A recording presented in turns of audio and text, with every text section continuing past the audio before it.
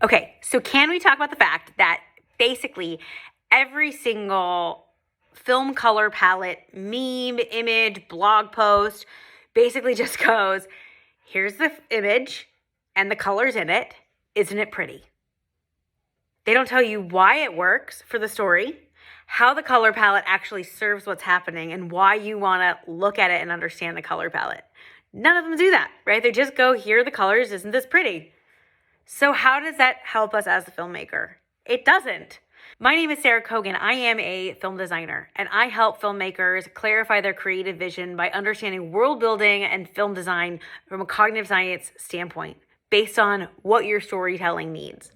So today, I'm going to break down the colors of the film 1917, and we are going to look at how color is utilized during the entire film to tell the story about the characters and the journey that they go on.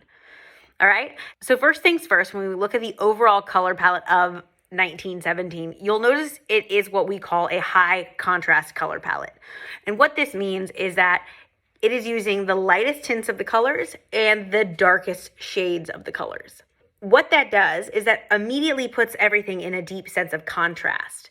And when we see contrast, that for our eyes and for our understanding from an emotional standpoint builds conflict.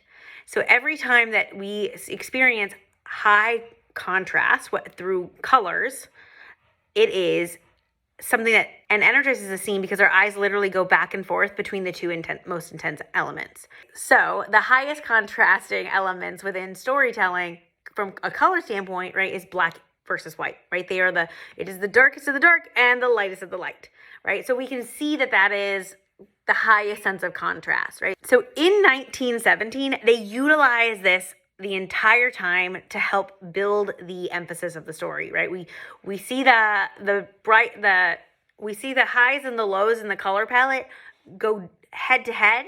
We see the highs kind of live within themselves, and we see the lows live within themselves for different sense of contrast and conflict, right? So let's go ahead and dive in to the entire film and go through it from a moment by moment situation. So we start the film out where the two gentlemen are in this peaceful place, right? So there's a little bit of yellow behind them, but the daylight itself is this cold blue-green, which we see throughout the entire film.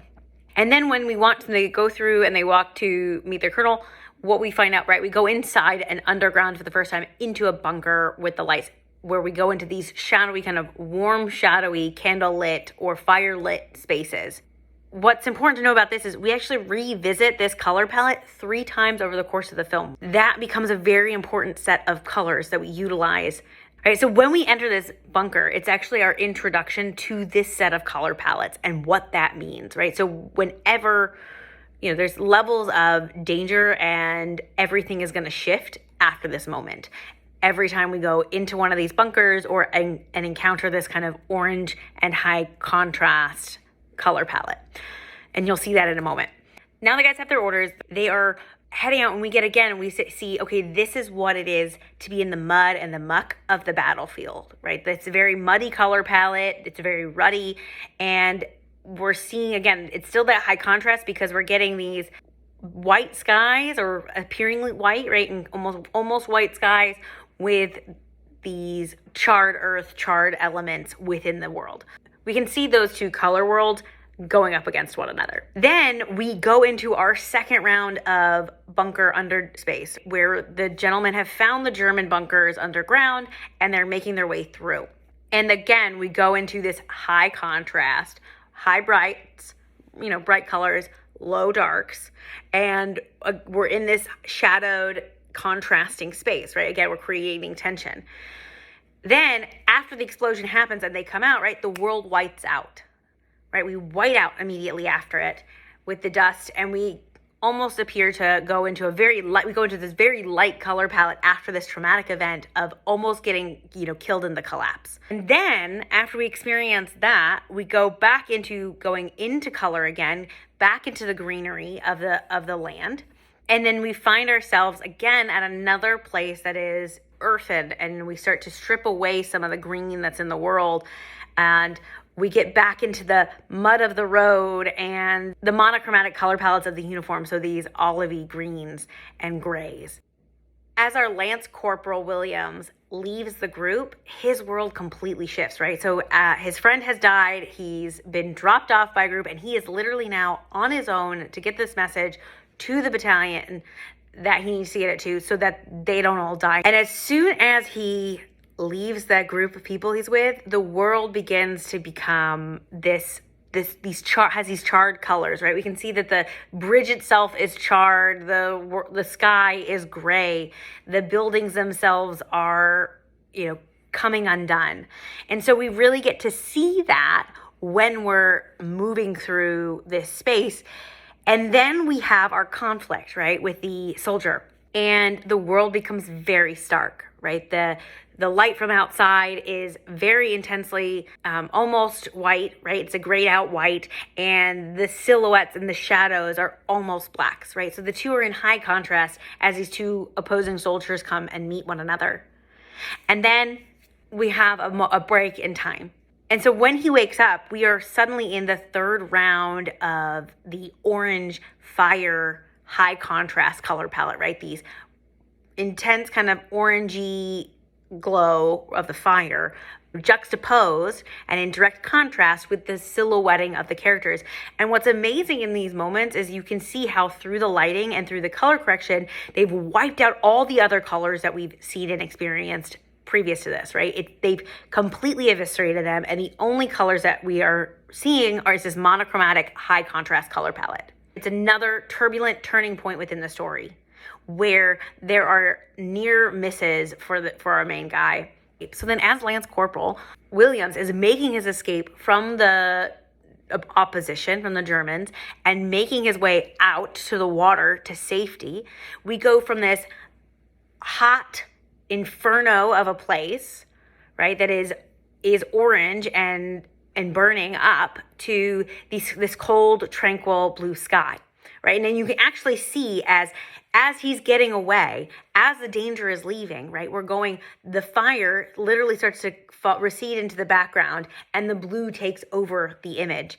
And we go from being in a high contrast, right, with high brights and dark lows, to a low contrast color palette within the blue world. If you look at the sequencing from a color palette standpoint, there's a story that's happening there as well, right? So it's not just within each shot that we're experiencing the color story, but also as he moves through this inferno of a world to safety, literally we go into the opposite color palette, right? Which you can see here, where I've then shown the two contrasting colors on the color wheel. Because the way that colors and hues of colors contrast one another is by where they're placed on the color wheel. So two colors directly opposite from one another are contrasting colors or complementary colors, and they have the highest sense of conflict between the two. By introducing the blue and overpowering the orange, we're literally in that segment, there is a power struggle between those two colors and a resolve as we go to safety.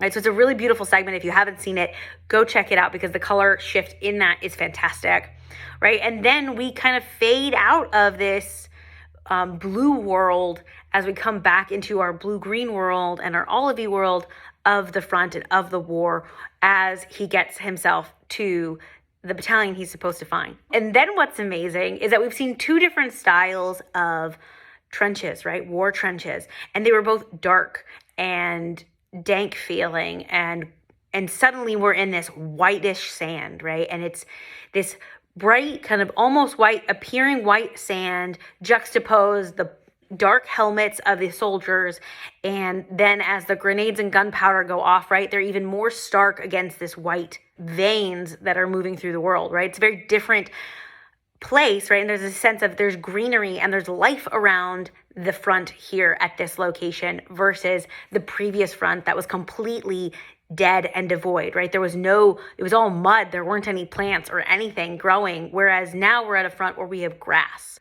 And then as we move through, right, we go into another bunker to talk to the councils, and it isn't this stark orangey world. It is the color palette that we've known and come to understand with this story. As soon as he finds his buddy's brother, the sun starts to warm.